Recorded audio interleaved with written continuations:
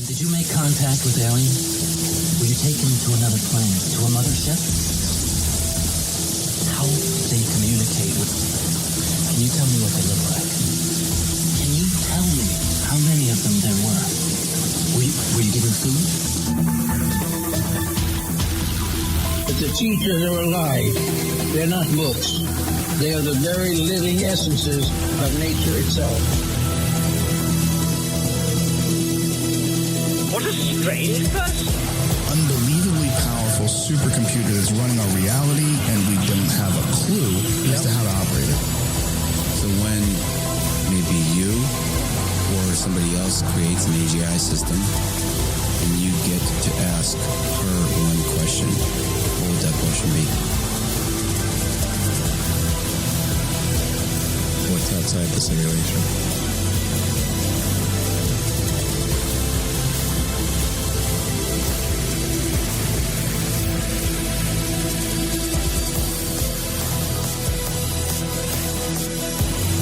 Say in your mind, say to yourself, I am more than my physical body, because I am more than physical matter. I can perceive that which is greater than the physical world.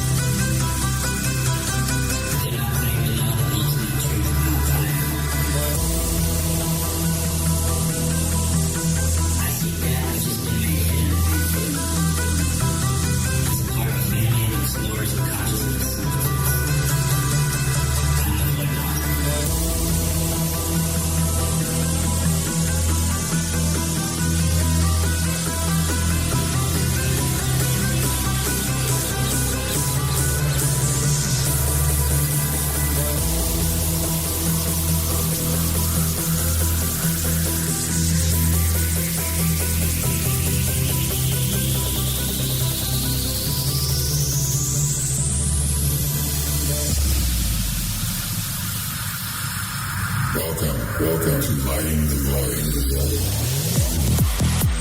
Void. Broadcasting from a shack on a hill in the Mossy Creek bottoms of Cane Creek, Arkansas. I am Joe Roop, and this is Lighting the Void. It's Monday night, April the 20th. And our guest tonight, Ramsey Dukes, is supposed to be here with us. It is a no-show. Yeah, that's right. That happens sometimes. I don't know. Could be a time mix-up. Could be something going on.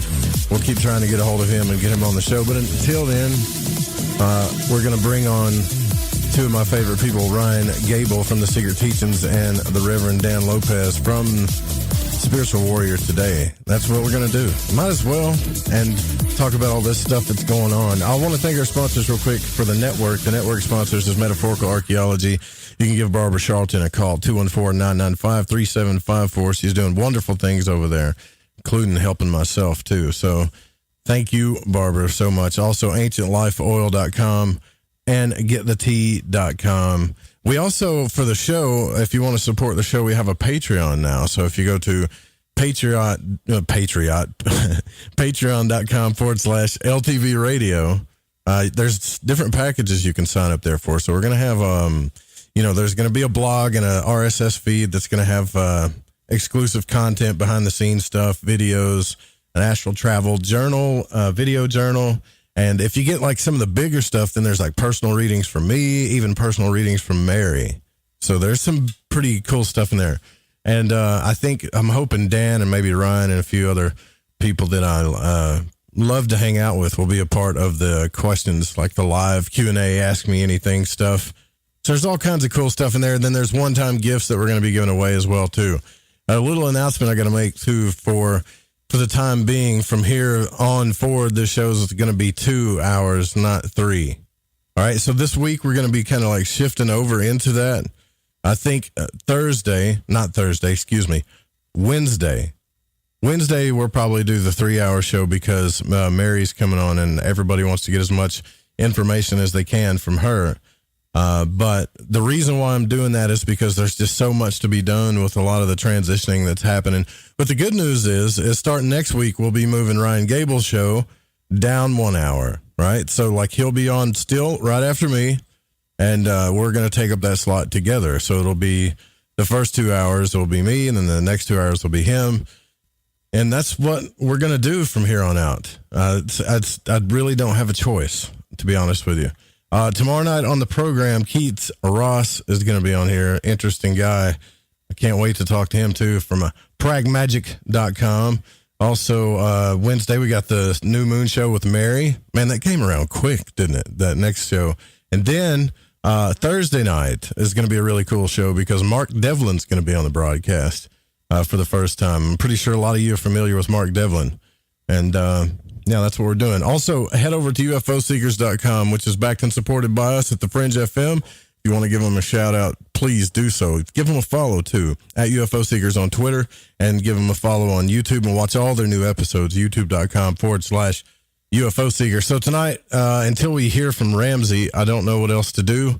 But, I mean, it's usually these shows turn out pretty good anyway. So we've got Ryan Gable from the Secret Teachings and the Reverend Dan Lopez here with me tonight. What's up, fellas? How y'all doing?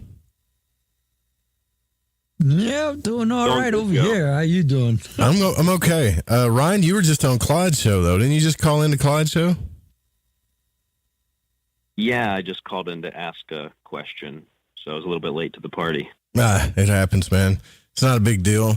I just heard, though, and I just got like one of those news flashes. I don't watch the news. You know, like as a talk show host person, you're supposed to watch the news and stay in the zeitgeist and stuff. I frequently, I can't stand the news. I'd rather talk about the stuff that's on my mind than watch the news. But I did happen to, go through it a little bit, and it's looking like that there was a shooting that happened today in Canada. So that stuff's going around again. I don't know what Canada's gun laws are, but it looks pretty bad, man. They had a shooting up there. It's like a 12-hour rampage, and it's, I don't know. That happened over the weekend, I guess, but that's a long shootout. I mean, if you've ever been in a fight, you know, how long it seems. 3 minutes in a fight could last. I mean, it feels like it lasts for hours, 3-5 minutes, if you're in a good fight. So I can only imagine what a shootout's like, and it's just tragic, man. We're having to deal with a lot of crap. There's a lot of animosity and polarity going on out there, and I have to think it has something to do with everybody being caged up in their house, you know. How are you dealing with this, Ryan? What are you doing as far as being caged up in your house, man? Are you doing okay? Are you making it psychologically? Well, like I said the last time we were talking on Lighting the Void, I'm doing as well as I always am because I don't say it with a badge of honor like some people, but I'm considered quote-unquote essential. So I get to go to work, and then I come home and I do radio from home. So I get to live the same lifestyle that I was living before the whole situation developed globally. But for me, it's not really something that's changed. Plus, even before all this, I wasn't really a go out and explore the world kind of a person anyway. So I've always sat in my apartment and always kind of isolated myself. So I guess to answer your question, I'm fine. I'm just hanging out. It's life is normal for me, except I'm really upset about the mandatory masks and the policing of space here in New York. I'm not happy about that. Oh, you have to mandatory wear a mask. So they give you a ticket if you don't wear one now? Well, see, that's the thing. It's one of those situations where media reports it and people kind of create their own reality. But if you actually read the executive order for the state of New York, it says that, I mean, I could pull it up and read you the paragraph, but it says something to this effect, that the masks are mandatory unless you have a medical condition that prevents you from wearing it, unless you have some problem that you can't wear a mask. Some people, I guess, do. I don't know if sensitive skin or whatever. They left that kind of open and vague. And then the executive order, the rest of it was pretty simple and pretty short. It was just that if you have, you've made the choice to not social distance, then you're required to wear a mask. Or if you're unable to social distance, then you're required to wear a mask, I think is what the executive order said. So if you're just walking outside and hanging out, walking down the street, walking your dog or, reading a book like I do, you're not required to wear a mask, but people are taking it as if it's mandatory.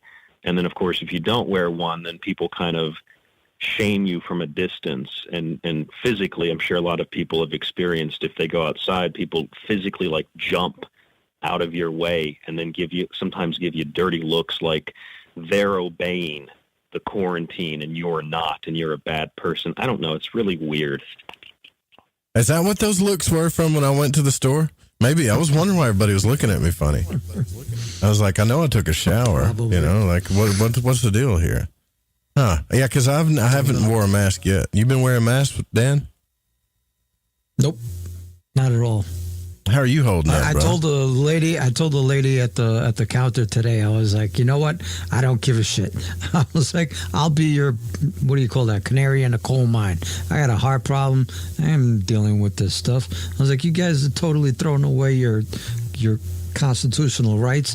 This is BS. And she laughed and everybody else laughed. I was like, it ain't happened to me. Meanwhile, everybody's wearing their mask. I was like, you guys are nuts, man. You're the one. You're the oddball, huh?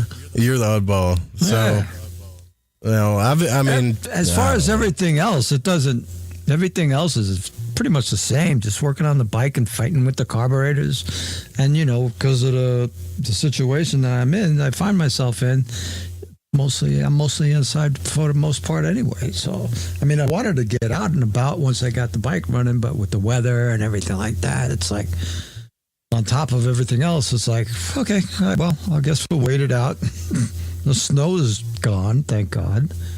man, I got to tell you, I got a confession to make. You know, like I almost had a breakdown from this. Like I'm seriously like getting sick of sitting in the shack, man. And I've been here for a long time. And I've worked here for a long time, years now. And yeah, it's quiet. And yeah, it's beautiful. It's also lonely out here, man. You know, like I'm sick of it. Like I really think, unless you just hate humans, like this whole not having interaction with humans thing is starting to get to me, like big time. Maybe I hope I'm not the only one that's like that, but I feel like somewhat of a prisoner. Like I'm in my cell a little. Even I know I can go to the store and stuff like that, and I've snuck out and rode around and things like that. But I still feel like I'm not feeling too good about it, to be honest with you. You know. Yeah. Well, humans are a social species. I don't think anybody is. I really enjoyed Ryan's show the other night when he was talking about China in 1952. Ryan, do you want to recap a little bit on that? Because I thought it was unbelievable information in regards to how the Chinese were inundated with all the crap that America had dumped on them during the war or whatever, and then about the insects and the rat tails and the and if you were a good citizen, you get a red flag. You know, you get to wear, and if you're not a good citizen, you get to wear black flag. Oh, that's terrible. Like, what the hell? Did you hear that? No, I missed that one. I need to go back and listen to it. Apparently, what happened? What was up with that? Yeah, I did a couple of shows about the history of viruses and things like that. And what Dan's referring to is that there's a really great book series written by Frank Decoder. He's a researcher that lives in Hong Kong. And he got into the Chinese Communist Party archives recently because they've opened them to the public just in the last decade or so. And one of the books he wrote a trilogy. The first book is called The Tragedy of Liberation. If anybody's interested in reading it, it's a phenomenal history book. And it talks about, I'll read you a small little paragraph from it here. I just grabbed it from the bookshelf. It says, Beijing put the country on red alert in April of 1952, charging that the Americans had secretly been waging germ warfare since the end of January, kind of also in the same timeline, January to April. The enemy had allegedly dropped, so the Americans had allegedly dropped infected flies, mosquitoes, spiders, ants, bed bugs, lice, fleas, dragonflies, and centipedes. We dropped everything over North Korea and Manchuria, spreading every variety of contagious disease. So the Chinese government, the Communist Party, they made up this thing about the U.S. attacking them with bioweapons, but basically it was germ warfare done with insects. The Japanese actually did do that during the war. They did actually drop infected insects on parts of China and that part of the world. That's very well documented. As far as the Americans, that was never proven to be anything but Chinese propaganda.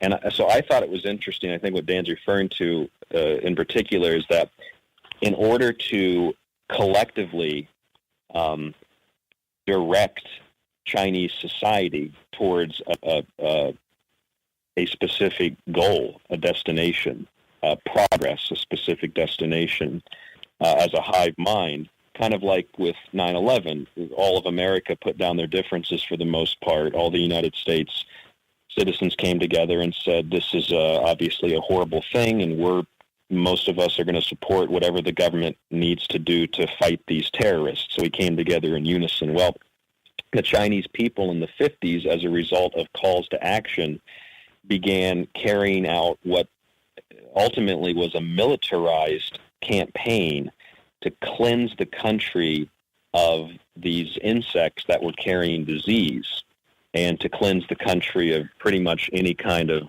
impurity. And so what they did was a physical change in the way that people dressed began. Everyone began wearing masks, and that continued from the 1950s up until today, which is, a result of different factors like pollution and, traveling internationally. You wear masks, you don't get sick. But a lot of that, Frank Decoder traces back to the 50s and this hysteria of mass cleansing.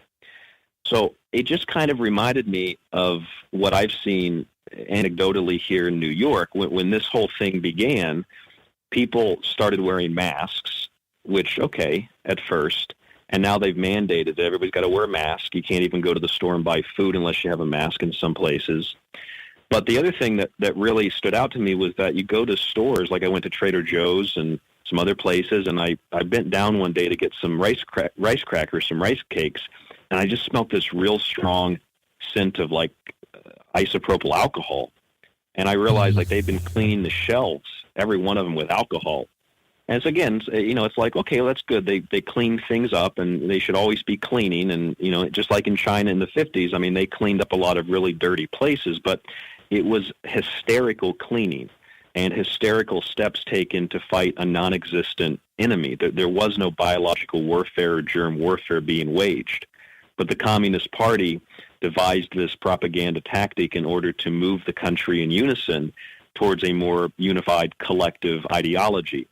And so as a result of that, people consistently and constantly after that wore masks, and they always cleaned everything, which is not necessarily a bad thing, but it got to the point where it was extremely excessive, and it got to perhaps the worst extreme when they had people go out and you were considered a good little party member if you to go and collect insects. Like if you were to go collect, 5 flies a week, that might have been your quota. And if you collected those 5 flies or those 10 mosquitoes or those, 12 centipedes or whatever it was, you got a little pat on the head. In places like, I think it was Beijing in particular, they had quotas for all citizens. They had to go out and they had to get the tail of like a rat, because the rats carried disease. So if you got the tail of a rat, you had a quota, and if you brought that number of rats' tails to, I guess, a local government office, to whoever oversaw it, to the local cadre, you got, if you met the quota, a little red flag that you got to fly, a little communist flag, and it virtue signaled to others that you're a good party member and that you participate with the hive mind collective mentality, and that's your reward. Everyone looking at you and bowing down to you and honoring you because you did what the party and what the collective told you to do. And if you got 4 rat tails instead of 5 rat tails, for example, You didn't meet the quota, so you had to hang a black flag, and that was a shameful thing. You didn't meet the quota, and therefore you were not taking care of yourself, and you were not taking care of what was worse, other people. You weren't taking care of the community. So it's very similar, wearing masks, excessive cleaning, and if you wear the mask and you watch, other people not wearing masks, a lot of times the people wearing masks, they absolutely have an attitude and look at you like you're going to cause them harm, or you're going to bring harm to their family, or you're a threat because you're not standing exactly 6 feet away from them. It's the same kind of ideology. It's the same kind of psychological manipulation. And I just think I'm glad that you brought that up, Dan, because it's very similar to what the Communist Party did in China in the 1950s. And, it's really, for example, you said that I called into Clyde a little bit ago, and the segments are really short. So I left probably way too many comments on the table as we went to break, and David Icke was going to answer them when he came back from break. And I was just listening to what he was saying, and it's so funny because what I said to David Icke was just a lot of the things that I just said to you guys, and the fact that in 2003, people had respiratory problems from SARS, and they used the same kind of testing to test for SARS. They isolated SARS. SARS is an RNA virus, and the Communist Party in China said it didn't exist. And that's usually the Chinese Communist Party's ideology. Just deny that there's any suffering at all, just like they did during Mao's Great Famine. They let tens of millions of people die before the government acknowledged that there was a problem, or before Mao would even acknowledge that people were dying of starvation. And so I listened to a little bit of David's response, and it just bothers me a little bit because I respect David, but like he didn't address the points that I was bringing up. He just kind of took one thing and took it to another subject. But my point was, a lot of people are saying that this virus doesn't exist because it's exosomes, or because they're testing for other kinds of genetic material. And although that may be true, what I was trying to get across to David tonight, and I got to go listen to his full response tomorrow. What I was trying to get across to David, and what I was talking about on the show, and what Dan you were referring to, is that what we're doing today is part of the fractal pattern of history, in a sense repeating itself. And you can find examples of this not just in communist China, but all over the world, where we repeat the same kind of hysterical behavior, the same kind of paranoid behavior, and even as early as 2003, the same kinds of arguments about a respiratory virus were being had, that it didn't exist, that the virus itself was all made up, it was a conspiracy theory, and then it turns out later it was real. And a lot of people got sick and died. And if the Chinese government would have acknowledged it, they could have stopped the spreading of SARS.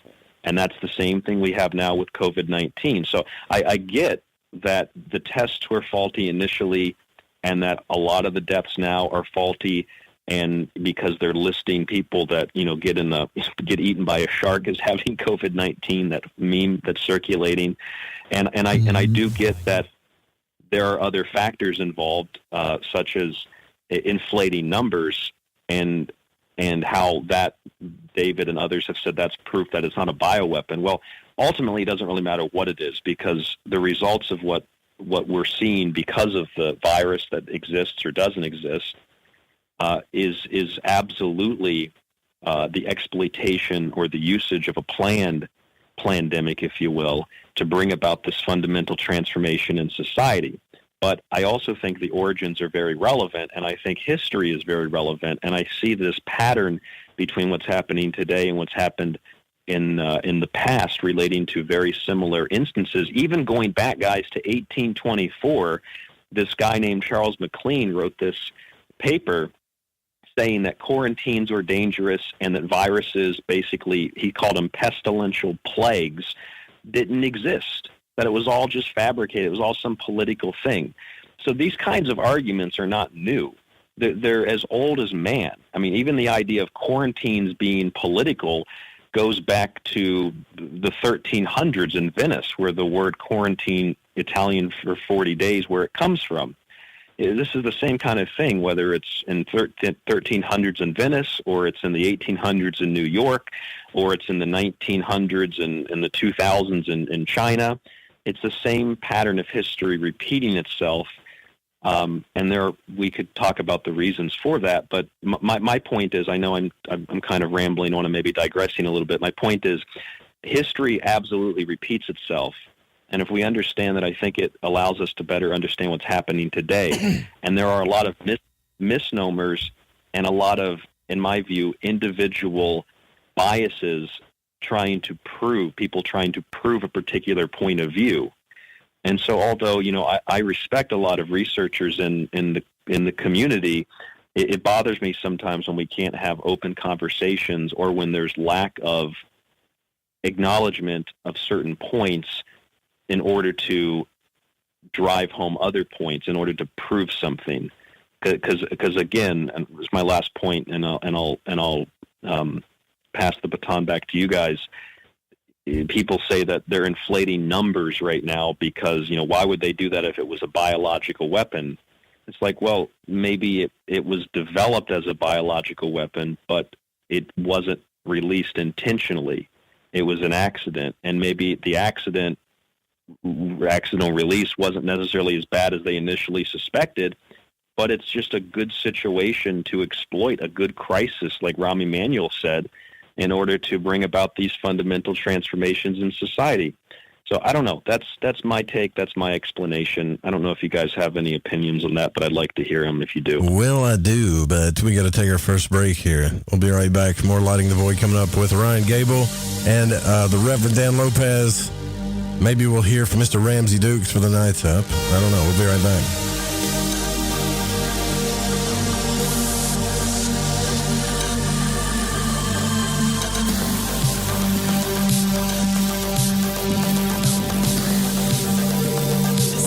Charlton from Metaphorical Archaeology. If you've ever had a traumatic paranormal experience, the effects of it may stay with you for years. Who do you talk to? You can't go to conventional help. What we do is we use emotional freedom techniques or tapping to actually neutralize the effects of that event. Maybe when you tell the story now, your heart races and your palms get sweaty. You don't even want to think about it because you don't know how to neutralize that. That's what EFT tapping does. It neutralizes those emotions. The circuit that was recorded on is gone. The energy flows freely and you're free of it. And that's what emotional freedom is all about. We offer this as a pro bono service, but this is something that I offer because no one, it seems, is helping people with these experiences. If you'd like to reach me, it's really easy. My cell phone is 214-995-3754. Please leave a message. I will get back to you as quickly as possible. Or you can email me,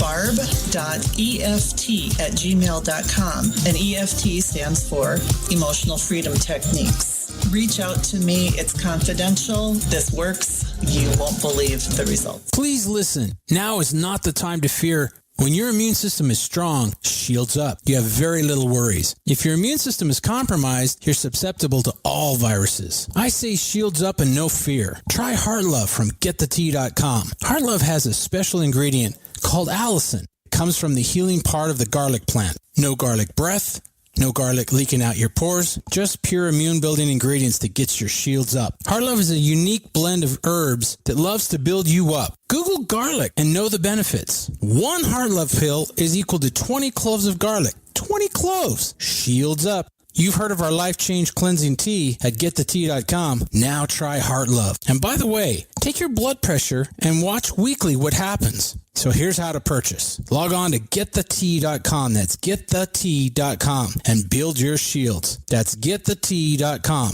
Mention Ray in the coupon code and hit apply and receive free shipping. All right, man. This is Crow 777, and you are listening to The Fringe FM.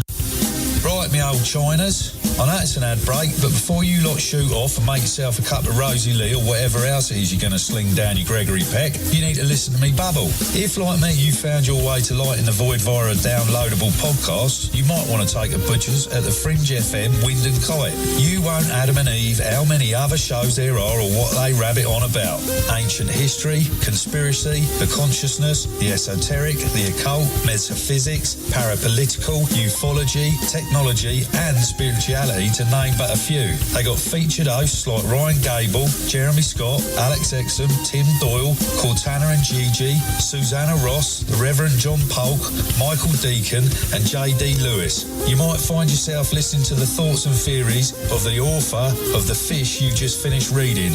Or you could pick up the dog and bone, call in and tell everyone your own beliefs or experiences. So do me a favour, before you put on the Ansel or crack open a bottle of vino or roll a joint, go to the Fringe FM and see what you're missing.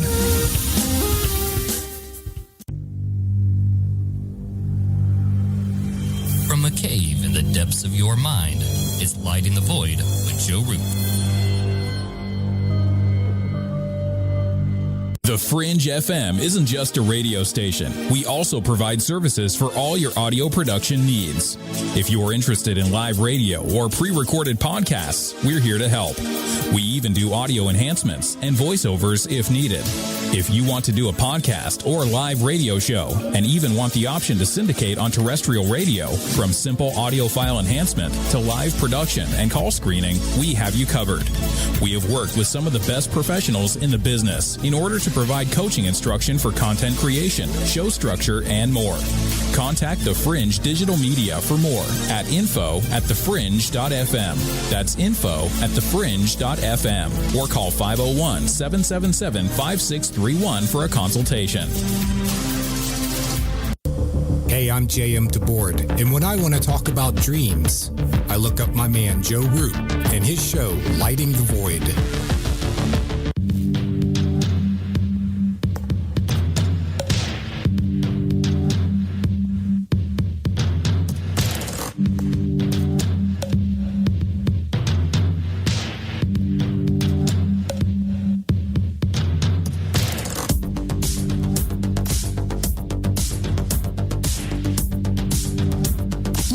To Lighting the Void.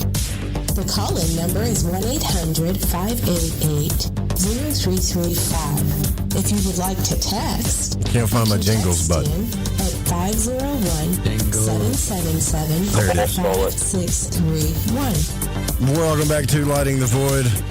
Thank you, Sammy, for that shout out to the call-in number. That's right, you can call in at 1-800-588-0335. This is Lighting the Void. I'm your host, Joe Root. Tonight, Ryan Gable and Reverend Dan Lopez is here with us. Ramsey Dukes was supposed to be on here, but did not show.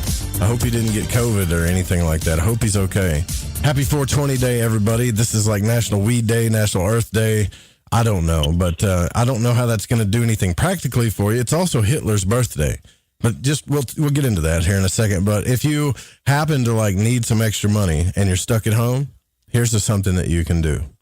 There's an education resource website is offering an ultimate dream job for any of you Harry Potter fans willing to watch every film in the franchise for $1,000. EdSmart.com is a website specializing in college rankings, reviews, and ratings, and said it is seeking up to 5 winners willing to spend some of their COVID-19 lockdown time watching all 8 Harry Potter films and both Fantastic Beasts spin-off films, a total of 25 hours and 6 minutes of movie watching.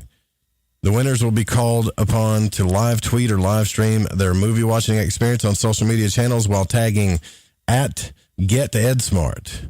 And the watchers will then be asked to rank each of the movies and share their rankings online.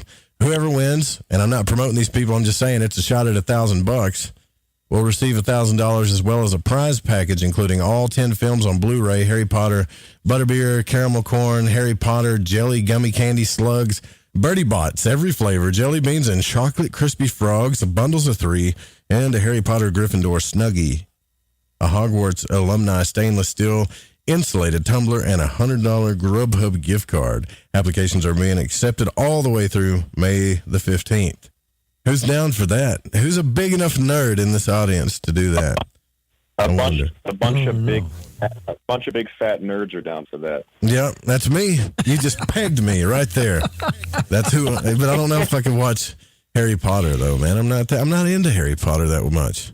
But for $1,000, Joe, I don't know. Do you have a Menards by you? A Menards? Do you have a Menards hardware store by you? No, a Maynard's? That's Maynard's, not Menards. Menards. Come on, man. Whatever. You know that. Maynard. If we don't have them over by us, I was taken to one over in Ohio not too long ago, and I did not see what somebody else brought up in another podcast. But is there really a 27-pound gummy bear in there? Hell if I know. I've never been to Maynard's. I would take a bite out of it if I saw it, though. I would have to. You been to Hershey? To where? Hershey, PA. The giant I've been there. Hershey bars. Oh, I yeah. figured you had. Oh, yeah. That was pretty cool. Now, here's something cool, too, that's going on. See, this is like the cool stuff that has to do with COVID. There's a lot of cool stuff going on you should take advantage of.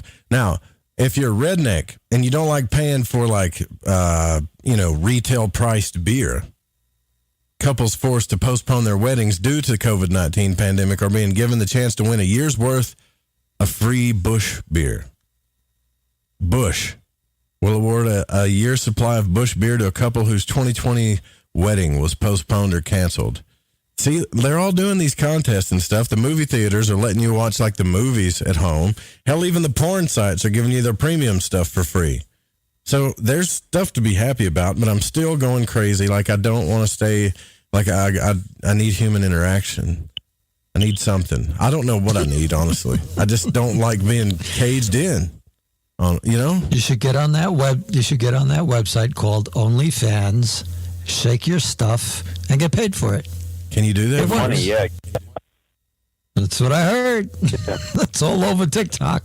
Man, TikTok's all the thing now. You got your own TikTok, huh? Like, you do that a lot, don't you? I keep sending you stuff, and you don't. Yeah, but I keep sending you stuff that I keep coming across, and you're like, nope.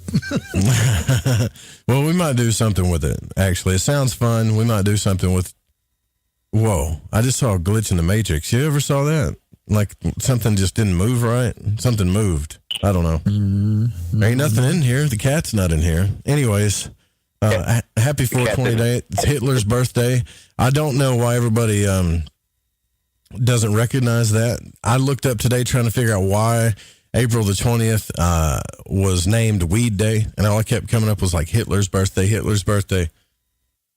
Except there's this one song where Bob Dylan talks about something about 12 and 35, and if you take 12 times 35, it's 420. Or there's this class in this school that snuck out at 420 every day. Other than that, I mean, I don't know how it could mask Hitler's birthday. 1889, April the 20th? You know this one, Ryan, don't you? Hitler's birthday, it's 420. Yeah, 420. Hitler also died on 4/30, April 30th, just a day or two before May Day, part of the Beltane Festival. You know what else happened this week historically? Everything from Columbine to the Virginia Tech shooting. I mean, last year we had Notre Dame burning. So we got this one in Canada. World Fair. And another big shooting in Canada. I feel like these are like the Ides of March on March 14th. The death of Julius Caesar was at the year 44 BC, I think it was. So you have all these dates that are really significant, and I feel like it impresses upon the timeline this energetic tag, if you will, this energetic impression. And then as time is not a linear thing throughout the years that we progress into the perceived future, every year events like this where some kind of traumatic thing happens in the historical record, other things happen on that same date, kind of like the law of gravity, the law of relativity, where things kind of get pulled toward the gravitational influence, the heavier object. I think things get pulled toward those days, like the Ides of March and the Beltane Festival, because a lot of really big, important things have happened historically around this time, and so other big things continue to happen, are arguably much larger than any other time of the year, but it's really kind of a relative, subjective argument. But yeah, 420, Hitler's birthday, and then supposedly died at the end of April. Well, you're the only person I know that's got a Nazi flag in the room. I've Skyped Ryan, and he has let me look in his room.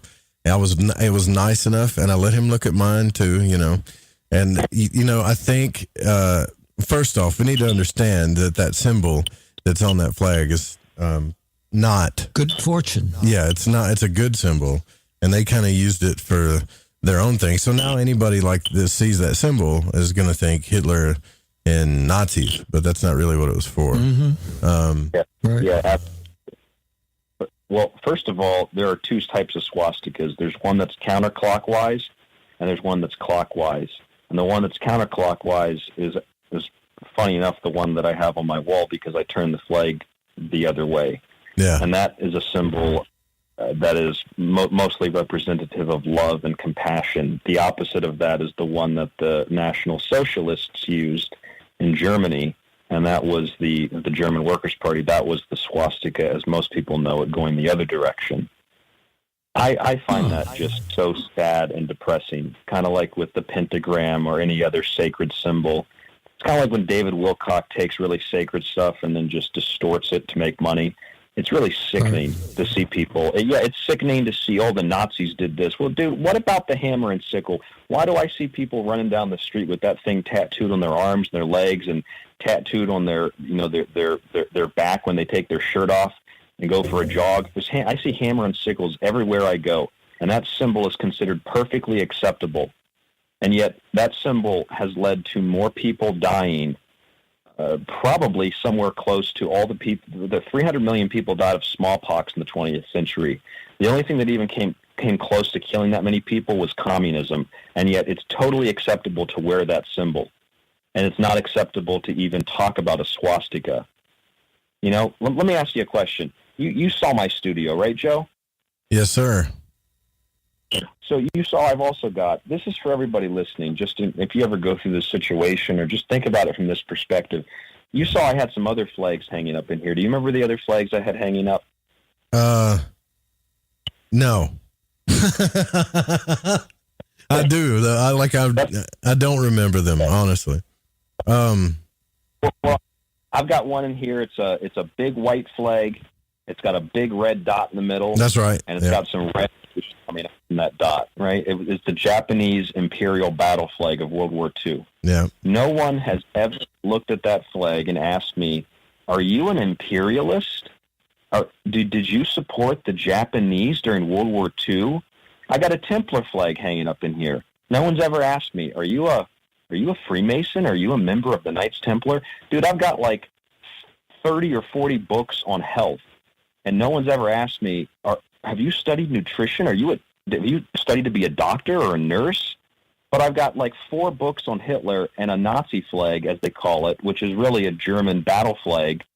And people think that you're like an anti-Semite, and they think that you hate blacks and you're a misogynist. Although virtually none of those things were even true about the mainline National Socialists in Germany. The National Socialists in Germany were nationalists, and although they had socialist policies, their goal was to unify and strengthen Germany and her people, not to build a society in which the average person had to take universal basic income from government and sit at home watching Harry Potter all day on Netflix. The German government wanted people to work for themselves and to build a stronger community and not take out massive loans from international banking cartels. I think that's one of the primary reasons why Nazi Germany, as people call it, has been so vilified, and why Germans overall, I mean, I'm German, and when I've told people that in the past, dude, I've been discriminated against because I wore German football jerseys. People think you're anti-Semitic. I don't even know where that comes from. What are you talking about?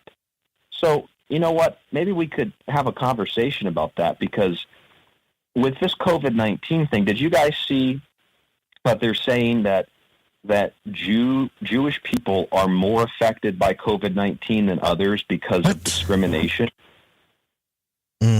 What? What? Yeah, you look that up. No. That's not real, right? That's like hearsay. Somebody's just spreading that around. Like, well, they'll say anything. Well, yeah. It's all about programming. Yeah. In essence, yeah. It's like the ADL spreading that around because they're saying that there are white supremacist groups who want to use COVID-19 to infect Jews to kill them. You know, that's the thing that doesn't make any sense. If you go to like a Muslim country and you talk to Muslims there, I imagine most of them are Muslim unless you go to a place like Syria where it's pretty much all-inclusive Muslim, Christian, Jews. But if you go to a Muslim country, a lot of Muslim countries, you know, they think that the Christians, the Jews, that they're all out to get them. And then Jews think that everyone's out to get them. And then you listen to like conservative right-wing Christian radio and they think that the Muslims are out to get them. Except when it comes to Jewish suffering, it just seems to be considered an exclusive suffering that no one else has experienced. I mean, I've heard people refer to the Holocaust as a unique event in history. No, it wasn't. And I can prove that based on the mainstream account. If the Holocaust was an exclusively unique event in history, the death of 6 million Jews by any means, gassing, firing squads, suffocation, whatever, putting them in ovens to burn, all those kinds, let's say all that's entirely, 6 million people died. Then what does that say about the 3 million Muslims that were slaughtered, or the tens of thousands of, as the story goes, homosexuals, or how about the 6 million plus Christians that were slaughtered in the Soviet Union? Do their deaths become insignificant in comparison with a couple million people of quote-unquote Jewish lineage, many of which that are considered survivors even to this day weren't even in Europe during the so-called Jewish Holocaust? If the Jewish Holocaust was unique, then there would have to be some form of justification for the Nazis, as we call them, to justify killing the Jews. But see, the Germans did isolate certain groups of people, primarily those who were economic threats, foreigners and illegal aliens. And yes, a lot of them were Jewish, but the primary part of that community that was isolated were not Jews, but were communists who had infiltrated the German government and had infiltrated schooling and business and law and even restaurants and everything from education to medicine to the German military complex, if you will, military-industrial complex. And they were profiting, a lot of them weren't even German citizens, profiting off of the loss of German lives in World War I, and the loss of, just the total loss of economic power. Yeah, but it won't be long till they start, till they start saying, oh, you don't have your card or your under the skin thing or whatever. Burn them. We'll be zombies if we don't get those things. It's totally getting into that. I mean, the governor over here, this guy Tom Wolf, he just came out with an outline with 6 points for his plan for reopening Pennsylvania. One of them is data-driven approach to determine reopenings.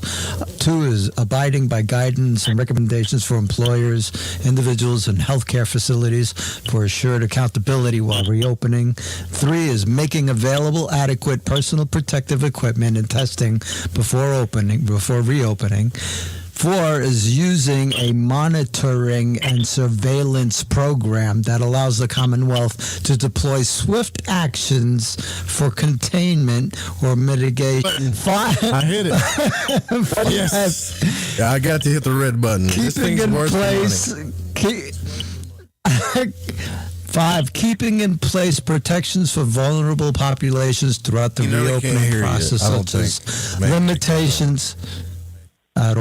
limitations on visitors to congregation or to congregate or care facilities and prisons, and limiting large gatherings unrelated to occupations to the reopening process.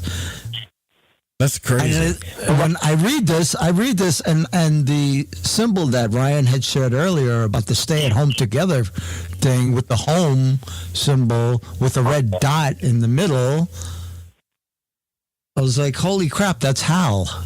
Yep, it's like that movie Upgrade, too, all over again. I'm telling you. They got the drones flying around telling you to get back in your house.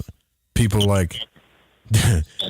That is a beautiful, by the way, Jess Rogie, the Rogie Report, put like the most beautiful, gorgeous marijuana bud I've ever seen in my entire life on her Instagram.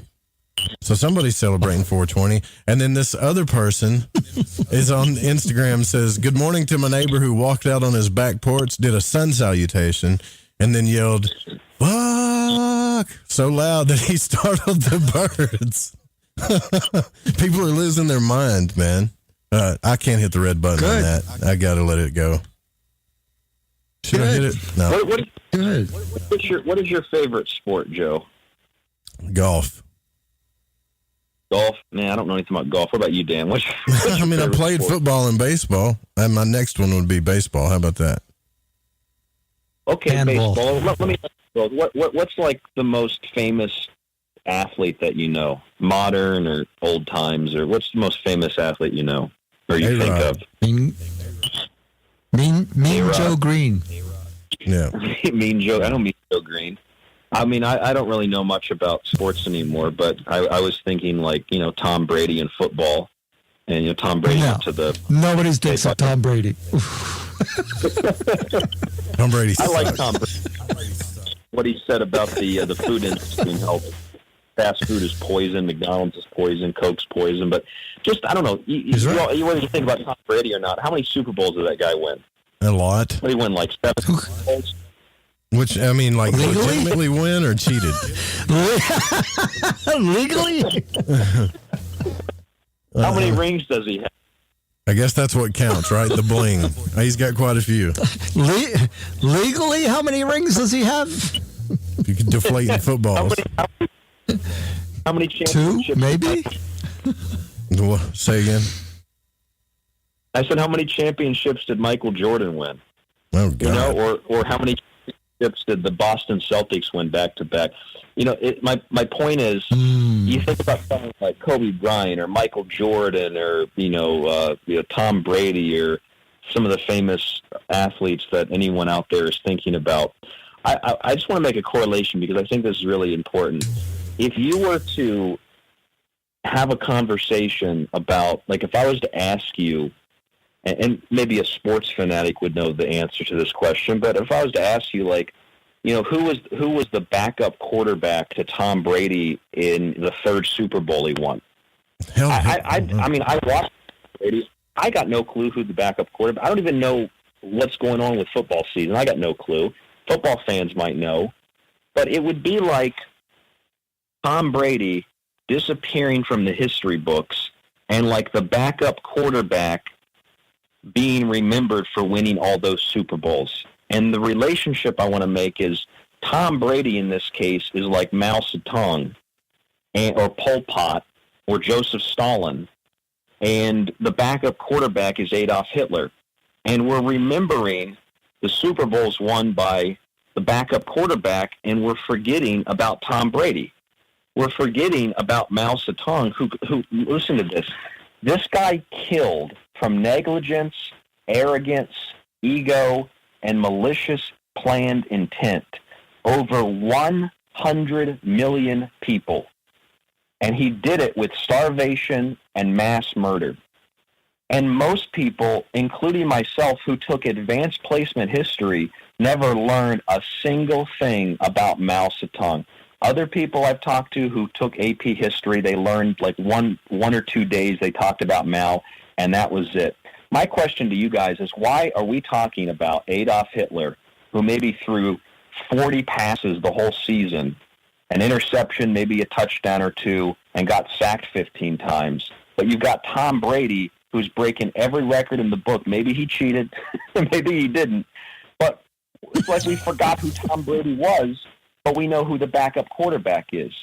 And I think that's the question I'm proposing to you, but I think the reason for that is There's something more mysterious about Hitler and what Hitler stood for.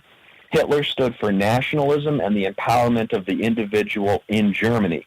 Maybe it was a master race of his own people, whatever and whoever that might be, and maybe there was eugenics, and there absolutely was eugenics, most of it financed and funded by the United States and the big, powerful elite families.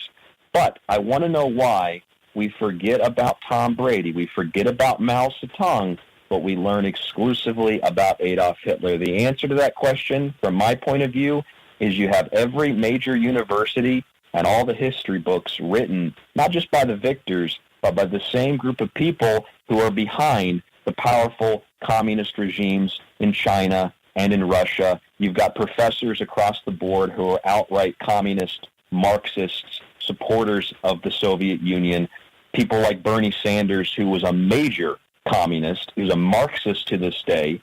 And you can say whatever you want about people like that, but that's what they are. And the only people who say they're not are people that don't want the association between Bernie Sanders or, let's say, someone else who identifies as socialist and the historic atrocities carried out in the name of those ideologies. So I want to propose that to you guys. Do you see the analogy, and why do you think that is?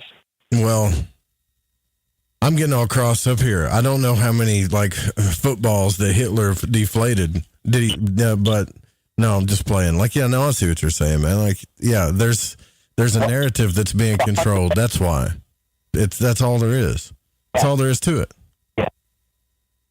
Because it's not about the terrorists or the deaths or the atrocities and how many people died. It's about the story and how powerful it is and how it sets a place in history so that certain people can be, get an edge up on whatever they need an edge up on, so they can use an excuse. I can't wait till the day where I can do that, where I can be like, you know what? I'm a single white male, I'm a minority, so you should cut me some slack and let me open up my own business. That's what I want to do. Yeah, I got to say, Joe, that's a really, really fantastic answer. I've not heard that before. That's a really great answer, and I agree with you. And I think that the part of the problem is using history to your own benefit, like using COVID-19 to say that Jews are disproportionately affected because certain groups of people want to hurt Jews with COVID-19. How asinine is that? How many of these stories about attacks on Jews or attacks on blacks like Jesse Smollett are all staged and fake? It's all made up to create a narrative, like you just said. Yeah. If 6 million Jews are targeted for extermination, and that's somehow unique, and that is discriminatory genocide.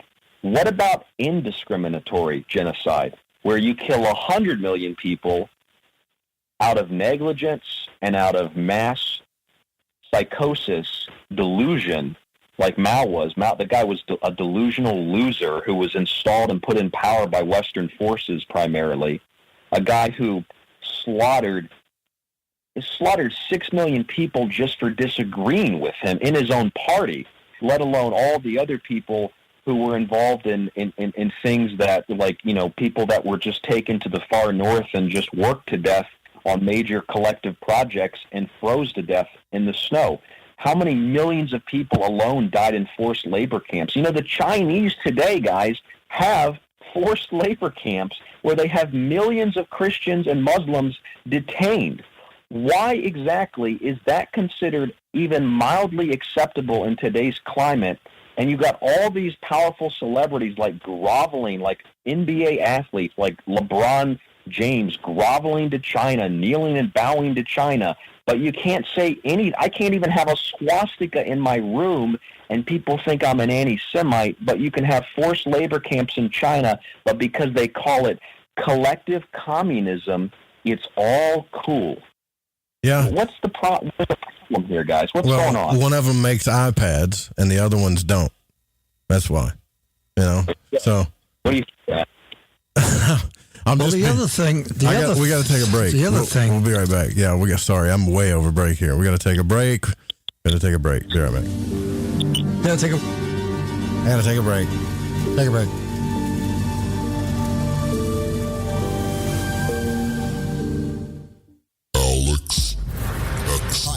SiriusXM, and you're listening to The Fringe FM.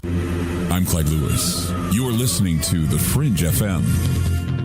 Hey, is that a new music app? Yeah, check it out. Surfer Music Discovery. It links to thousands of online stations, but the twist is you see the song names and artists that are now playing live. That's different. No guessing. Looks like a waterfall of music. So many formats. Rock, oldies, country, R&B, jazz, and a whole lot more. How's that spelled? Surfer. S-U-R-F-R. Is it expensive? It's free. No need to sign up or sign in. Get the Surfer Music app free from Google Play or the App Store. Have you ever seen an ad or banner which brought you a feeling that someone is reading your mind or even listening to your conversations? Your online data is being used against you. Surfshark is a VPN service that makes online privacy protection easy and attainable. You can use it on as many devices as you'd like simultaneously. Surfshark encrypts all internet traffic sent to and from your devices and ensures that your IP address remains hidden. The VPN service that we use at UFO Seekers, plus 1 month free for $1.99 a month. Visit surfshark.deals/seekers. We all have that story to tell in our lives. The winds were howling. The ground shook. You could hear rushing water. And then, history repeats itself. When there's no power, refrigeration fails. Stores with their shelves strip bare. ATMs can't operate. Deliveries stop. Then what? These events can last days or weeks. You need a plan. In statements made during recent interviews, FEMA Administrator Brock Long has repeatedly urged all Americans to understand 3 truths. FEMA is broke. The system is broken. If this is the new normal, Americans can't rely on federal cavalry when disaster strikes. Don't get caught out in the elements empty-handed. Prepare with us by going to preparewiththefringe.com and get your 2-week food supply. 92 servings, 8 food varieties with 25-year shelf life. Normally $137, now only $75. Or get a month's supply, normally $247, now only $147 shipped in 1 business day. Just go to preparewiththefringe.com or call 888-440-7931. That's 888-440-7931. Get this great offer and be prepared while it lasts. Hey, Fringe listeners, this is Dave Cruz, host of Beyond the Strange Radio, asking you to join us live Sunday evenings at 7 p.m. Pacific Time, 10 p.m. Eastern, right here on the Fringe FM. Visit beyondthestrange.com for links to chat, social media, and schedules of the show. And remember, always stay strange. Hasta. Somewhere between abnormal and paranormal, there's a show called Into the Paranormal. I'm Jeremy Scott. Hear me live Saturdays at 6 p.m. Pacific, 9 Eastern on the Fringe FM. This is the Rogie Report News on the Fringe FM. I'm Jess Rogie. It's been a few months since Beetlejuice has made the news. The red supergiant is bright again. Beetlejuice created quite a stir back in February when it started to dim. So dim that experienced observers could easily tell it was dimming by the naked eye. In order to measure the brightness of the star, the research team looked at its spectrum. The spectral lines of starlight are often used to determine the chemical composition of a star. And that's because each type of element and molecule has a unique pattern of spectral lines. Affected by their temperature, they shift depending on their pressure and temperature. The team used the spectral lines to measure the surface temperature of Betelgeuse. They then compared that to a 2004 measurement when Betelgeuse was bright. What most likely happened is that Betelgeuse spewed out gas and dust, and as the dust expanded in front of Betelgeuse, from our viewpoint it was blocked from the star's light, making Betelgeuse appear to dim. This idea is consistent with a 2009 observation that observed a plume of gas near the star. Betelgeuse will eventually become supernova, but not anytime soon. Earlier this year, mysterious drones were seen flying over Colorado. Numerous residents wondered what it could be. A recent article published to Vice says some of the sightings could be misidentified Starlink satellites. The Colorado Department of Public Safety confirmed that 14 drones of the hundreds that were allegedly seen by the public were visually confirmed to be hobbyist drones by law enforcement. And some of those drones people recorded were indeed Starlink satellites. The Starlink satellite project aims to provide high-speed internet to remote areas of the planet. Computer users are donating spare processing power in the search for a coronavirus vaccine, accidentally creating the world's fastest supercomputer. Known as Folding at Home, in the past month, the supercomputer has become so powerful that it has outpaced the 500 fastest supercomputers in the world in combined processing power. Since the outbreak of the coronavirus, more than 700,000 new users have joined Folding at Home, and it has produced a massive increase in the computing power for the global system. It now reaches 2.4 exaflops, or a billion of a billion, also known as a quintillion calculations per second of processing power. And you may want to keep your eyes to the skies this week. The 2020 Lyrid meteor shower is taking place this week, and it coincides with the new moon, meaning the sky is going to be darker and you may be able to see the meteors more easily. The Lyrid meteor shower can be seen through April 25th. This is the Rogie Report News on the Fringe FM. I'm Jess Rogie.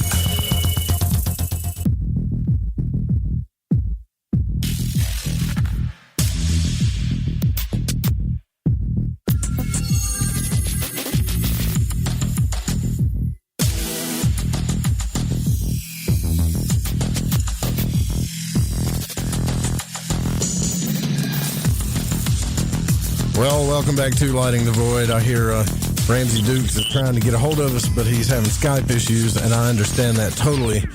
That damn Microsoft, they get involved with everything. Ryan Gable from The Secret Teachings is here with us, also the Reverend Dan Lopez. Yeah, I hope that people don't think, like, based on what I was saying, what you guys were saying before the break, that, like, I'm an anti-Semite or anything like that. It's just, I understand what you're saying. Dan was, about controlled narratives, historical narratives that just don't tell us the whole story, that definitely have an agenda behind them. But Dan was saying something, and I cut you off, man. I'm sorry. Do you remember what you were talking about? Not just before I was... That was 10 minutes ago. Before I went off. But during the break, what I had mentioned was what happens to most of us is that we don't have the humility to accept the fact that we were given a bunch of information, given its history. We learned it. And we don't want to allow any room for the fact that that information, which we now carry as a part of us, as some kind of tool used against us to manipulate us, to understand somebody else's point of view, to understand somebody else's workings, manipulations. We don't want to feel like we've been manipulated by the history that we were taught. And that's why, we don't even want to come to the table when somebody argues things that we hold as part of our own history now, because we've grabbed that, we've grabbed onto that, and that's part of us, right? So all of a sudden now you're telling me something completely different that I come to understand, which was an effort on my part. And now you're telling me that it's completely not what I was being told. People have a hard time letting go of that and coming to the table and saying, "Well, holy hell!" They don't allow themselves to have that open-mindedness to remain teachable. And it's like, to nobody's real fault of their own. It's just a matter of programming. We come to understand that we're being programmed. That's why the television shit that's called program. Yeah. Constantly. Yeah. It's from cradle to the grave. We're going to call our 661 area code. You're on the air. Who are we speaking with? Where are you calling from? 661. Hello. Hello. Can you hear me? Yeah, so we can hear you. We got you. Yeah. This is Lionel Snell. I'm supposed to be speaking to Joe on Skype. Yeah. But it's not getting through. Well, we're live on the air, Lionel. Let me.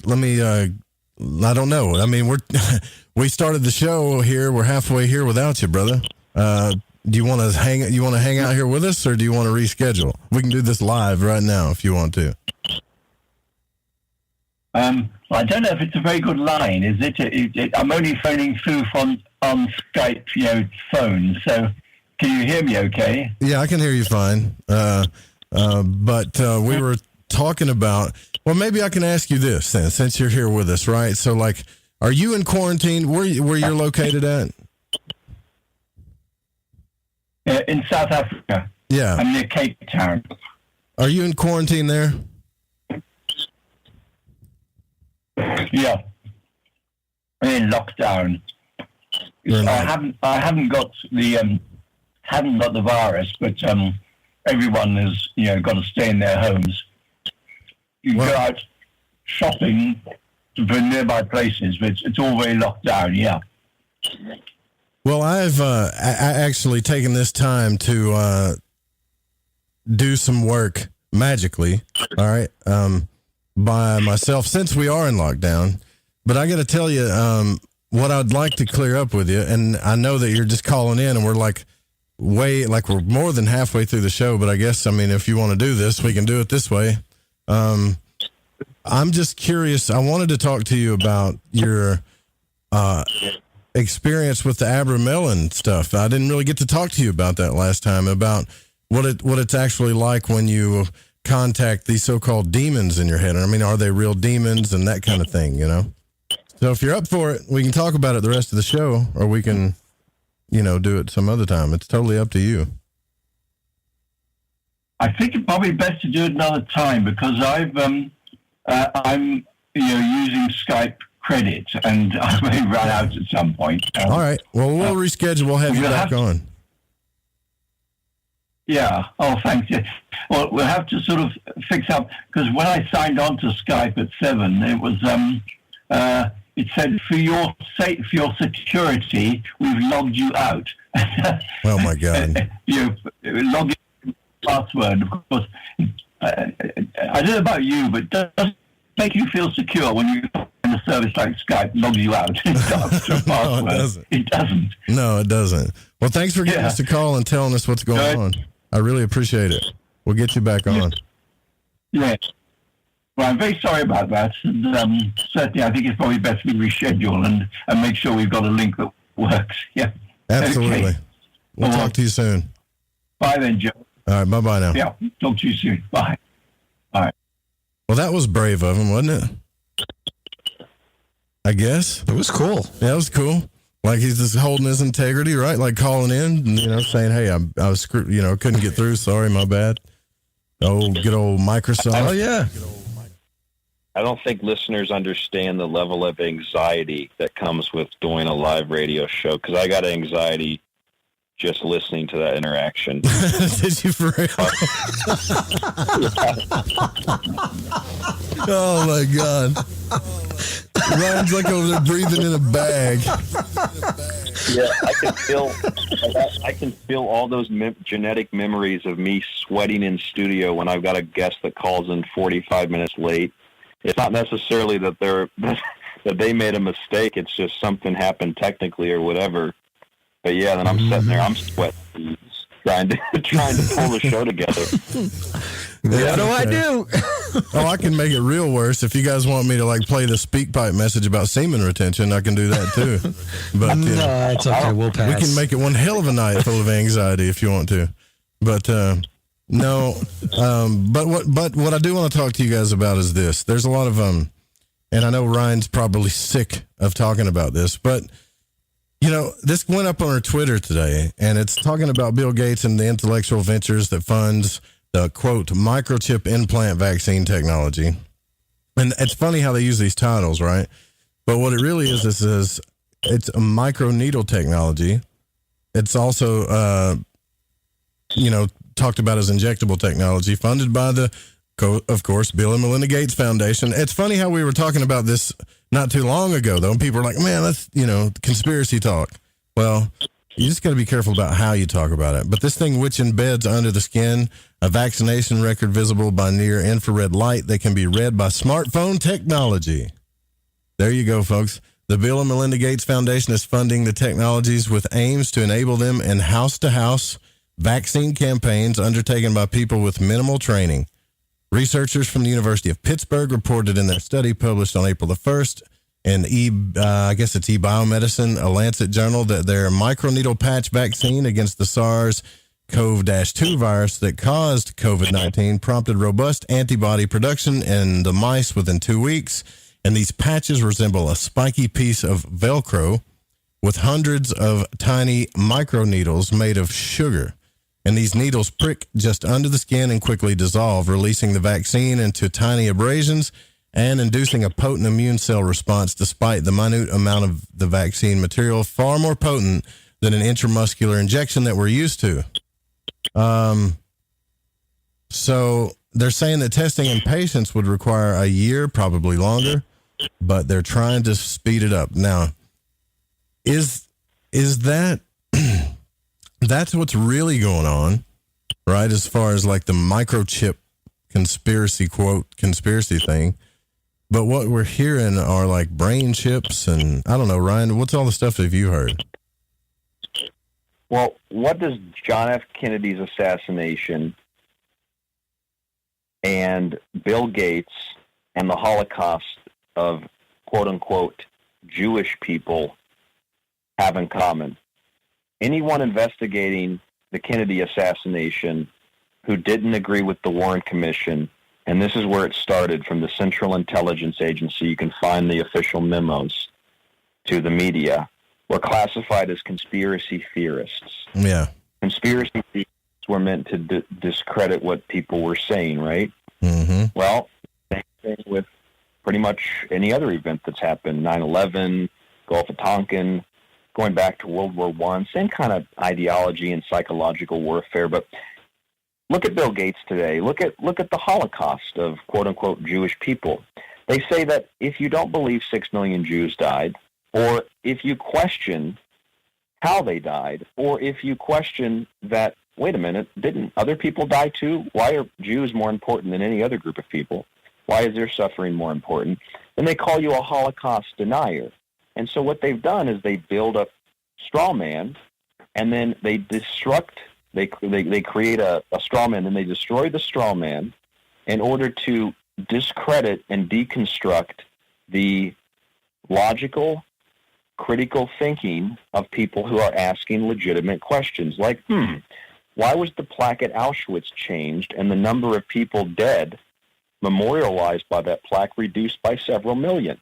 Shouldn't that adjust the official numbers of 6 million?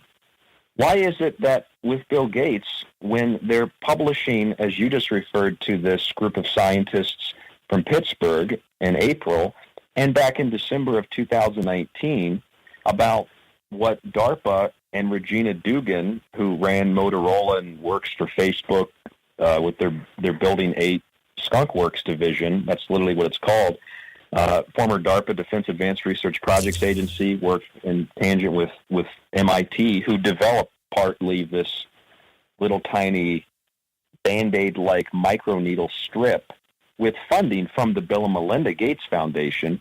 Scientific American published that in December of 2019. You're referring to something from early April of 2020, just a few weeks ago. This goes back much further, too, with a lot of these grants and stuff. You're right. Oh, no, you're totally right. It goes back way further. I mean, I think it was 2011, they were funding research similar to that, I think it was the John P. Holdren book, Ecoscience, where he talked about sterilizing women in third world countries.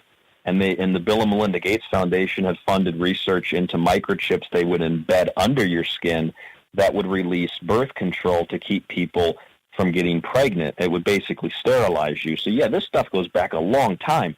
But what happens when you question what it's going to be used for?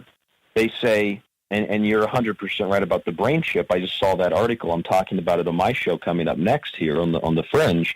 They're like, well, you just believe that Bill Gates wants to use this to put a brain chip in your head, and we can prove that that's not true, thereby proving that by association and destroying the built-up artificial straw man, that none of this is true. There's no microneedle, Joe. There's no invisible ink quantum dye tattoo. There's no proverbial mark of the beast. They're not going to use this to track you or anything. Meanwhile, Bill Gates is in Forbes magazine saying they're going to use this kind of technology to track what you do. The New York Times is reporting that Google and Apple have got together to contact trace your phones. The same thing the communist puke-faced Gestapo Chinese are doing and have been doing for years, also shutting down millions of phones and also telling people what they can and can't view on the internet through the Google search engine Dragonfly that the treasonous company Google engineered for the communist Chinese for their social credit score system, which is now part of this immunity card that Dr. Fauci's talking about, the immunity papers, which are really the tattoos that you're talking about, Joe. So the point is, you ask, why exactly did they reduce the number of people on that plaque at Auschwitz? Oh, you're a Holocaust denier. Why exactly are they giving us these Band-Aid, microneedle, quantum dye tattoos to track what we do? Oh, you think he wants to put a brain chip in your head. There's a couple of reasons for that. Number one, people are amateur conspiracy theorists. They're clickbait, half-baked morons who can't put two and two together. They can't look at things in context. They react with hysterical emotional responses, and they play a game of telephone where I say, look, Scientific American, look, major publications, this is what they're saying, and by the time the conversation gets to the end of the table, people are yelling about brain chips, the cabal, and 5G. And it's completely different than what the official documented information says. The other part of that is psychological warfare and building up a straw man to discredit people from critically thinking and asking questions. And I think that is the root, ultimate element of this that's the most important. It's not about, in the case of the vaccines or microchips, it's not about one particular conspiracy or idea. The whole point in discrediting people's right to question is exactly that, your right to question. When you question, regardless of why you question or what you think, that is obviously and always has been a threat to the established status quo. Even if they're bragging about it, even if they're talking about it, and you bring that to other people's attention, you become vilified because you've exposed the black magic plan that informs people of what is going to be done, and then they acquiesce to it. But if you inform people of what's going to be done and how to get out of it and how to be aware of it so you can override it and transcend it, that is obviously a threat to the black magicians, Joe. That's my thought. Well, it's not just that. It's what sickens me. What sickens me is that once you even get the information out and people start waking up and they start hearing it and they do get on board and they do build up grassroots so that they can gather and start to bring their grievances, like they were given the right to. They railroad this as if you don't even exist. And things are just pushed through as if there is no rebuttal at all. So that others who would look at you crazy are like, see, you were wrong. And but you don't see the full outcome of what's going on yet. Until you wind up that story goes, I didn't do anything, I didn't open my mouth because it didn't happen to me. And the story goes on and on and on. And now, and then, until the point where it's like, now it's happened to me and I wish somebody would say something on my behalf. Well, it's justified now. If 3-4 months ago, a governor of any state in the United States would have said, we're going to lock down all businesses and keep you in your home, and if you leave your home, we're going to fine you, or we're going to have your neighbors tattletale on you, and we'll give those people that tattletale on you for leaving your home $200, like they're doing in Los Angeles. The mayor's now actually saying he's going to cut off water and power to businesses that defy his order. Some mayor on a power trip. So if you would have done that 4 or 5 months ago, people would have been like, yeah, I don't think so. But now you justify it. There's a virus. Whether or not a virus exists, whether or not it's real, it's made up, it's a part of your imagination, it's a conspiracy, whatever people want to call it, the ultimate end game to this is exactly what we're experiencing, and that is the complete and absolute restructuring of society, as we've seen in places like New York and in other states in the United States and around the world, where total power is given to the centralized authorities to do whatever they want and to do it however they want. And if you even attempt to protest, that's seen as an act of terrorism. And it's not something that had to happen overnight. It's been an incremental process over weeks, and that's the incrementalism that conditions us to accept things that we otherwise normally wouldn't accept. Man, well, it's kind of like at that point where, like, all of this stuff has been, like you said, since 2011, there's been so many companies that have gotten grants for this under the skin micro insertion technology. Cardiff University, Gates, whose father was the director of Planned Parenthood Federation of America and mother worked at, PPFA's funding affiliate United Way. They've always, it's been kind of obvious they've been noted for their population control ideology. And his wife, Melinda, launched a family planning summit on World Population Day back in 2012 with the aim of, messing with tax dollars from governments to expand reproductive health services aimed at lowering the global birth rate. What I'm trying to say, what I'm wondering is what makes these people the authority in our population and how we reproduce? Why? Just because they got a lot of money? Is that all of a sudden they become the speakers for the people and how we're supposed to do that now? This guy started out with a tech company. What the hell is he doing and trying to tell us how to live? I don't care if he's right or wrong. He shouldn't have a say-so in that. And then we damn sure, like, you got Cardiff University, Vaxxus Incorporated. That was had almost a $3 million grant back in 2016. Georgia Institute of Technology, December of 2019. Micron Biomedical, November of 2019. All these people got grants for the same thing. The same technology under the skin, so they can read your, whatever. I don't want anybody reading my crap with a smartphone, and I should be able to say no. But I don't see that coming, man. I see a place where, you know what I think we ought to do? Hear me out here. We need to find a place where we can all, have you guys watched that, show Waco? You seen it on Netflix? It's all about the Waco thing. It's pretty cool. And it's like reenacted. John Leguizamo's in there. But I gave me this idea. We also we should become a big cult. Ryan, we'll make you the Messiah. Or Dan, I don't care. And then we can just arm ourselves to the teeth and cage this thing in, and we'll grow organic food, we'll reproduce the way we want to, we'll do things the way we want to. Where can we do that at? Do we have to go to Fiji? Communism. Do what? Communism. That's pretty much communism. Is that what you're saying? You're the Messiah? Yeah. If you want to live in a commune and you want to bang each other's wives and smoke weed all day, I don't care if you live in a commune. Go live in a commune, but you're not going to tell me what I can do. Right, exactly. Now, listen, here's the thing. I didn't know this about the Waco guy. Did y'all know that guy was telling everybody in there that he was taking on the burden of sex for everybody? That's what he said. The sex was the sin?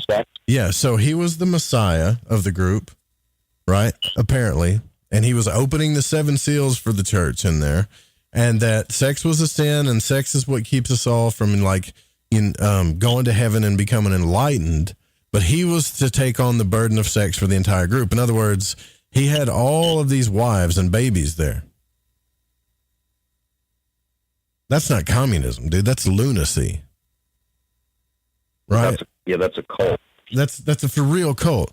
But when I'm not talking about there's got to be such thing as a healthy cult. I was just joking about you being the Messiah thing, where we can just get the hell away from all this, because we can't. Realistically, maybe it's in Texas. Texas still has their sovereignty. I wonder what their laws are in Texas with this stuff. Well, what you're talking about is basically libertarianism. Yeah, I just want them to leave me the hell alone. That's it. It's not. Why is that so damn hard?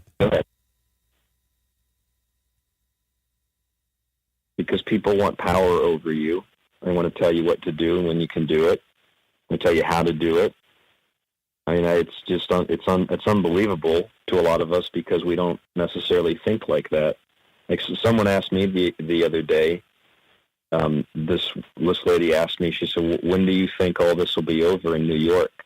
Because I've been talking about the virus since end of December, early January, and I said, well, the president was talking about reopening parts of the economy, and in New York, I feel that the same day or the day after, the day before, right around the same time, the governor of New York here decided to extend the quarantine a whole month, not just 2 weeks. Oh, God. I said, I think that was a political move in defiance of the president because of political bias and political reasons.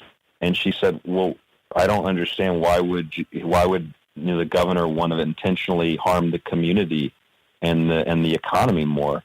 And I said, you can't think about it in terms like that. I said, this isn't an issue of Republicans or Democrats. This is an issue of power. And I said it the other night on my show, and then I heard some other people make the same commentary, that this at this point now in mid-April, end of April 2020, this isn't a decision or decisions being made based on health care. And for some, it wasn't from the beginning. Right now, this is not a problem of health. This is a problem of power. And governors and others that have obtained emergency powers as a result of what's happened, whether it's real or it's fake or it's somewhere in between, don't want to relinquish those powers. So they'll keep this going on and on and on and on and on as long as they can to retain that intoxicating power. And so I said to this lady who asked me that, I said, you can't think like these people because you're not a psychopath. You're not looking for power. You're looking to come to work and make enough money and go home and watch TV and see your family or your friends or your partner. That's what most of us, that's what your show's all about, Joe, getting together and talking. That's what we want to do. Yeah, we don't want to control the world and control what people do and think and eat and how they can bathe and who they can have sex with and where they can go and be entertained and what kind of news they can read. We don't want to do that. Nobody listening wants to do that. We're not psychopaths. We don't want to control other people. It's not a bad thing for someone to be a leader and to want to kind of guide people, but the governor of New York isn't guiding people. The governor of New York is controlling what people do, and I can guarantee you that he's got very erect, pierced nipples while he's doing it. You've seen those pictures of his pierced nipples on TV. This Cuomo guy whose brother works for CNN. These people are scumbags. They're psychopaths, and I don't put Trump much past that. Well, he can stop this, right? Why can't he stop this? But exactly, he can stop it. That I was going to end on that, exactly. But he can stop it. And the fact that he's not stopping it shows you that all these people that think, oh, Trump's a savior, Trump isn't any more of a savior than Obama was. If Trump was really a savior, Trump would have put an end to this immediately. He would put an end to the Virginia governor taking away people's guns as a result of COVID-19. He would put a stop to what New York is doing. He would put a stop to what other states are doing. Now, I get you don't want to exercise that authority in all cases because then you would be, quote-unquote, a dictator, but this has gone way too far, and the emergency powers that these people have that are exercising is beyond unconstitutional. It's like a race to the finish of who can destroy civil liberty and human freedom the fastest. Well, you know what? Why can't they do this? Like, we talk about the problems, right? But what would be a good solution? You know, Dr. Ovakaitis was on Friday, right? We can hear you, Dan, if you're doing sound checks, by the way. But Dr. Ovakaitis was on, and he was talking about, look, here's some really like foolproof stuff to boost your immune system. This will really boost your immune system. Now, if you've got like diabetes or autoimmune stuff, or you got issues with that, you know, I mean, that's gonna mess with you if you got the flu or anything, right? But why can't the government say, or at least state by state, or a governor say, look, I'll give you guys incentive. maybe. If you'll come to the store or come to this place, you don't have to. It's your choice. But we have everything in organic form that you can take that's all natural to boost your immune system. We'll give you incentives to do that, as well as social distance too, instead of forcing masks on people. And if they don't do that, forcing this under the skin thing on folks. Wouldn't that be a better solution? I mean, if everybody just stayed healthy and boosted their immune system, it would starve this thing out, I think. Check. Well, look we hear you, Dan. CDC said 40%. Oh, shit, I had it on mute. You get anxiety yet? He's over there doing sound checks. Well, go ahead, Ryan. Well, you know what? We talked on the last show, Joe. 40% of the 5 leading causes of death in the United States are preventable. And that's the 5 leading causes of death: stroke, respiratory disease, diabetes also falls into part of those categories as well, but it's primarily stroke, heart disease, respiratory issues, and cancer, along with unintentional injury. 40% of those, the CDC estimates, can be prevented. 40% of those deaths, millions of people. We're talking tens of millions that they're not necessarily going to die, but they're going to live a life of pain and suffering and financial hardship as a result of diseases that are totally preventable, one, and in some cases totally reversible, two. In the smaller percentile, a lot of people that have those kinds of problems, they're genetic, and there's nothing that you can do about them. I, for example, have a heart problem. My lifestyle has prevented me from probably having a heart attack, probably having, to get my foot chopped off because of diabetes. I've reversed that. I still have problems, though. That's a genetic thing. I understand that. But if you take care of yourself, like you're suggesting, Joe, and if authorities would tell us, yes, vitamin C, vitamin D, vitamin K, vitamin A, zinc, magnesium, phosphorus, I don't know, take a little bit of potassium, boost your immune system. Zinc is known to be a supporter of the immune system that cleans out viruses from cells. Major publications on that. So you're right. You do those kinds of things, then you support yourself, and that would likewise support other people, because if you're healthy, you won't get sick. That's the whole argument for vaccines, and then other people won't get sick. But that's not one. It's not profitable, and I want to address that one argument. It's not profitable to do that. You've heard that before. It's not profitable to promote natural cures. You heard that argument, Joe? Yeah, it's not, actually. But they busted Kevin Trudeau down for that, but I don't know anything about that guy. But yeah, I've heard that before, but that doesn't have to be true, though. Well, no, it doesn't have to be true, but I feel that it is true. It's not profitable, because the best thing that you can do for your health on average is get enough sleep, which is free, drink enough water, which is free, and exercise, which is free, get sunlight, which is free. For the most part, keep your brain active. That's all these things are free. And if you do that, you're in a better position than a majority of, at least in the United States, a majority of the population who is 50% obese, and most people have heart disease or respiratory problems, all of which are the people that are having, issues from coronavirus, this particular virus, or other viruses, or any kind of disease. So my point is, you hear that argument that it's not profitable, and a lot of people say, well, this whole thing about vaccines and mandatory vaccines, it's all about profit. It's all about profit. This is what capitalism is. Like, no, hold on a second. First of all, capitalism, stop making this about politics. This isn't about politics. This is about power and human sovereignty. Number two, the problem that we're facing is one that has nothing to do with money. Because if it did, let me ask you this. Why would Bill Gates, this is my opinion, maybe I'm off target. Why would Bill Gates, who is, as you said, Joe, elegantly explained, is a eugenicist, his father's a eugenicist, mother's a eugenicist, they worked with IBM and Planned Parenthood, Thomas Watson, which now they named this Watson health computer after, the AI system that determines if you live or die, Margaret Sanger, eugenicist, who said that basically blacks and Jews and everybody who's not white should be exterminated. The best thing you can do for your kid is kill the kid, but they get to have children because they're elitist. And again, we can't think like that because we're not psychopaths. So why would Bill Gates, who is, as you explained, all those things, Joe, why would he spend, and he is admittedly and openly spending hundreds of millions to upwards of tens of billions of dollars to find a vaccine, to even if the numbers that are exaggerated and inflated are accurate, let's say they're accurate and like 1 to 3% of people are dying, you're spending tens of billions or at least several billion to find a vaccine to help a few people. Yeah, it's crazy. I don't buy that. And then, dude, and then the guy acknowledges 1 out of 10,000 of 7 billion people, 700,000, he says, his own words, 700,000 will have adverse reactions to the vaccine when it comes out.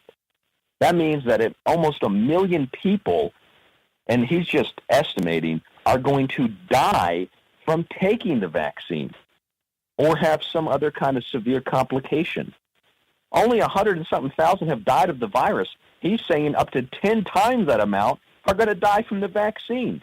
And the guy's a known eugenicist spending billions of dollars. This isn't about money.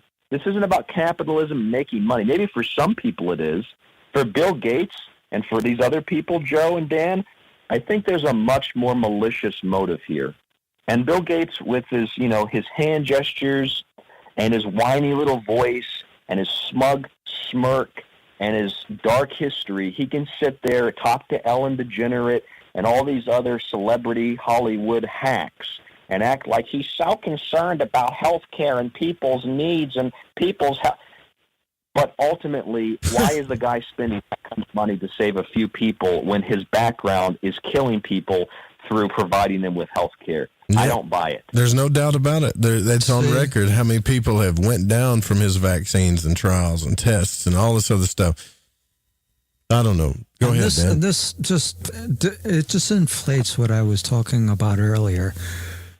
When it comes to not being heard or being squashed, because, correct me if I'm wrong, but it wasn't news just recently that the president had said that he wasn't going to go with the vaccine, that he wasn't going to go with this person because of personal issues, personal privacy issues that had violated them. And then now all of a sudden it's big talk again. Like there's already like major freaking pushback. You're hearing it on the news, and yet it's still like, where it go? I'm like, dude, you know what? How is this freaking happening? You know the answer to your own question, though, right? Like, I've been knowing the answer to my question. I'm just waiting for the rest of the world to catch up. It's like these lobbyists, these people that run these these corporations that, run all these foundations. It's, you know what they are? They're like little weasels that just kind of bend over and like they put their mouths in the ears of politicians and they go, you know what? You really need to vote for this thing, because if you vote for this thing, we're going to give you this much money, and they go and then they stand up and clap, and then they go back and then they talk in their ears again, and it's come on, man. Like Ryan brought it up earlier, the JFK thing. If that doesn't freak you out when a man stands up and says, look, there's this secret covert thing going on inside the government. Now, it's not necessarily talking about Freemasonry. He just said secret meetings and secret gatherings that have diabolical plans, basically, behind the scenes. The only president to ever come out and say that gets shot. It's 2020. That whole trend hasn't slowed down. I don't know what David Icke is saying. I don't know if it's reptilians or whatever, but I do know how evil men can be.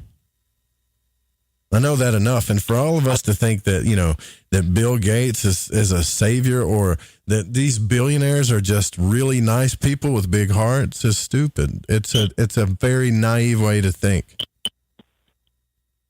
It's definitely a very naive way to think. That we tend to look at things in a very polarizing and in a very black and white manner. Yes. I know for a lot of people that's very common knowledge. When you think of psychopaths and you think of history and you think of, let's use the military-industrial complex, for example, because that intro you used to play, Joe, you had something in there about message is brought to you by the Department of Defense, and someone on Facebook said that you and I work for the military-industrial complex. Oh my God! Because you had that clip in there. But I was reading a little bit today about DARPA, the Defense Advanced Research Projects Agency, and I was reading as part of that about that history, about the development of the hydrogen bomb with Edward Teller, famous father of the hydrogen bomb, and then Robert Oppenheimer, father of the atomic bomb.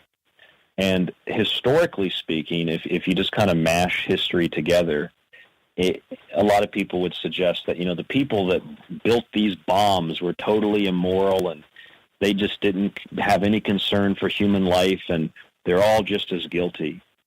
And, on the surface, it's like, yeah, okay, I agree, but it's a little more complex than that.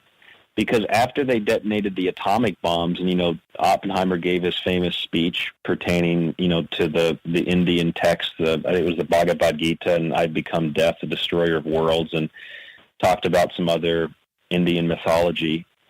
When Oppenheimer was approached to help to develop the hydrogen bomb later on, he objected to it, and there was actually a panel put together with a bunch of scientists who had worked on the Manhattan Project.